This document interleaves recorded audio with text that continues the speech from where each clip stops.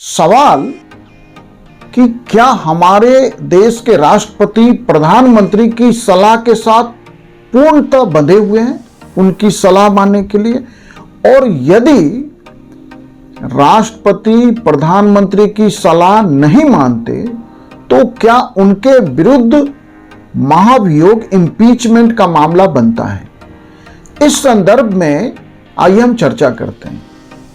तो देखिए, आर्टिकल 60 के अंतर्गत भारत का राष्ट्रपति शपथ लेते हैं, जिसमें संविधान और विधि का परिरक्षण, संरक्षण और प्रतिरक्षण करना राष्ट्रपति की ड्यूटी है। संविधान को प्रिजर्व करना और संविधान को प्रोटेक्ट करना राष्ट्रपति की संवैधानिक ड्यूटी है अकॉर्डिंग टू आर्टिकल 60।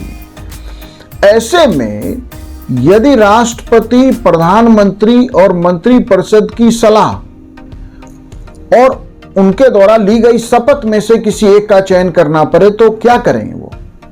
प्रधानमंत्री और मंत्रिपरिषद जो सलाह दे रही है उस सलाह से राष्ट्रपति को लग रहा है कि संविधान का उल्लंघन होगा, क्योंकि संविधान को प्रिजर्व करना, संविधान को प्रोटेक्ट करना भी उनकी कॉन्स्टिट्यूशनल ड्यूटी है अकॉर्डिंग टू आर्टिकल 60। तो इस संदर्भ में लोग ये भूल जाते हैं कि भारत का राष्ट्रपति ब्रिटिश राजा की तरह नहीं है। ब्रिटिश सिस्टम में ब्रिटिश राजा वहां के प्रधानमंत्री से सिर्फ परामर्श लेता है, लेकिन हमारे देश में हमारे राष्ट्रपति प्रधानमंत्री और मंत्रिपरिषद की सलाह और सहायता से तो काम करना ही है उन्हें, लेकिन उसके अलावा अटॉर्नी जनरल से भी सलाह लेते हैं, लोकसभा के स्पीकर से भी सलाह लेते हैं, लोकसभा के अलावा राज्यसभा के डिप्टी स्पीकर से भी सलाह लेते हैं, इलेक्शन कमीशन से भी सलाह लेते हैं, सुप्रीम कोर्ट से भी सलाह लेते हैं और राज्यपालों से भी सलाह लेते हैं।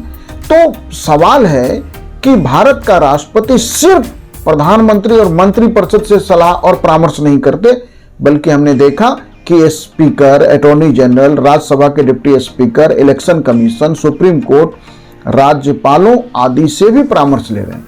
अब सवाल है कि यदि राष्ट्रपति को दी गई सलाह जो उपरोक्त सलाह में और प्रधानमंत्री और मंत्रिपरिषद की परामर्श में विरोधाभास है, कॉन्ट्राडिक्शन है, तो राष्ट्रपति के सामने क्या प्रधानमंत्री की बात मानना बाध्यकारी है? नहीं।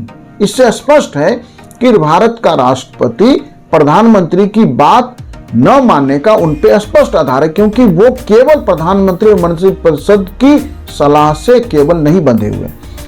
इस संदर्भ में संविधान सभा क्या सोचती थी? तो इस संदर्भ में संविधान सभा के जो कानूनी सलाहकार BN राव थे, उन्होंने यह लिखा है कि यदि राष्ट्रपति प्रधानमंत्री की सलाह के खिलाफ, मंत्रिपरिषद की सलाह के खिलाफ जाकर भी कोई निर्णय लेते हैं, उस स्थिति में भी उसकी वैधता को न्यायालय में चुनौती नहीं दी जा सकती। इसका क्या अर्थ है?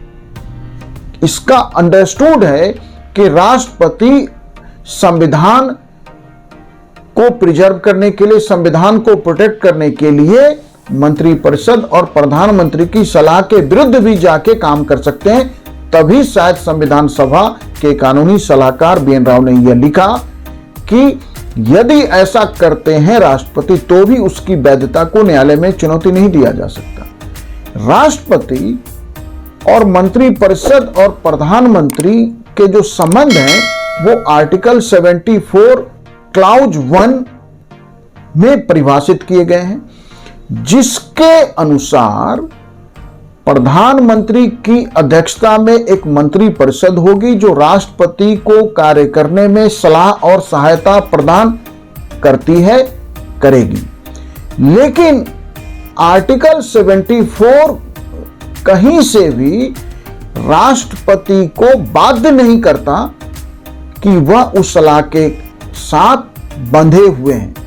इस संदर्भ में संविधान सभा के अध्यक्ष डॉक्टर राजेंद्र प्रसाद ने यह सवाल उठाया था कि प्रधानमंत्री और मंत्रिपरिषद की सलाह मानने के लिए राष्ट्रपति बाध्य नहीं है, तो उन्होंने संविधान सभा के सदस्यों से पूछा कि क्यों नहीं हम प्रधानमंत्री और कैबिनेट की सलाह को बाध्यकारी बनाए राष्ट्रपति के लिए।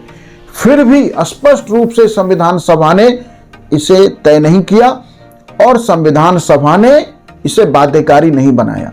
तो इन परिचर्चा से यह स्पष्ट है कि हमारा राष्ट्रपति प्रधानमंत्री और मंत्रिपरिषद की सलाह के साथ बंधा हुआ नहीं है, और यदि वह सलाह का उल्लंघन करता है तो न न्यायालय में चुनौती दी जा सकती है और न ही इस आधार पर महाभियोग लाया जा सकता है। तो संविधान की आत्मा के अनुसार इसका उत्तर यदि हम ढूंढें तो राष्ट्रपति बाध्य नहीं है प्रधानमंत्री की सलाह लेने के लिए। क्यों? क्योंकि उसे संविधान को प्रोटेक्ट करने, संविधान को प्रिजर्व करने की शपथ आर्टिकल 60 के अंतर्गत वो लेते हैं। वो सिर्फ ब्रिटिश राजा की तरह प्रधानमंत्री से सलाह नहीं लेते। फिर भी हमारे देश में राष्ट्रपति प्रधानमंत्री के रबर स्टाम्प के तरह या प्रधानमंत्री की सलाह को आंख मूंद कर मानते आ रहे हैं। हम जानते हैं कि हमारे एक राष्ट्रपति ने एक भारत के राज्य में राष्ट्रपति शासन लगाने के कैबिनेट की अनुशंसा को देश से बाहर रात मिडनाइट में अनुमति दे दी थी, जिस कारण बाद में उनकी आलोचना हुई थी। तो हमारे देश में राष्ट्रपति के पद पे जैसे लोगों को बिठाया जा रहा है वह न आर्टिकल 60 के अनुरूप काम कर रहे हैं, न यह समझ रहे ने की कोशिश उनके द्वारा की जा रही है, हमारे राष्ट्रपतियों के द्वारा, कि संविधान क्या चाहता है, संविधान की आत्मा क्या चाहती है, कॉन्स्टिट्यूशनल स्पिरिट क्या राष्ट्रपति से एक्सपेक्ट करता है। निश्चित रूप से देश की व्यवस्था को चलाना प्रधानमंत्री की अध्यक्षता में मंत्रिपरिषद का काम है, लेकिन राष्ट्रपति सिर्फ मुख्य दर्शक नहीं है। राष्ट्रपति सिर्फ उस सलाह को आंख मूंद कर मानने के लिए बाध्य नहीं है। इसलिए हम समय है कि हमारे देश में राष्ट्रपति को आर्टिकल 60 के अंतर्गत ली गई शपथ को याद करना चाहिए और उनके साथ यह जो राष्ट्रपति का हम नाम कहते हैं, इसका अर्थ है कि वो हेड ऑफ स्टेट हैं। ठीक है कि वो हेड ऑफ गवर्नमेंट डायरेक्ट नहीं है, लेकिन वह पूरी तरह मुख्य दर्शक भी नहीं है। राष्ट्रपति को जहां आवश्यक हो संविधान की रक्षा के लिए, जहां लगे कॉन्स्टिट्यूशन को प्रिजर्व करने के लिए उन्हें आगे आना चाहिए, हस्तक्षेप करना चाहिए, वहां वो हस्तक्षेप करे। संविधान सभा भी यही चाहती थी, संविधान सभा के कानूनी सलाहकार BN राव भी यही चाहते थे, और हमारी संविधान का स्पिरिट इसको लेके स्पष्ट है। हम उसे शायद समझने की कोशिश नहीं कर रहे हैं या इग्नोर कर रहे हैं। Thank you.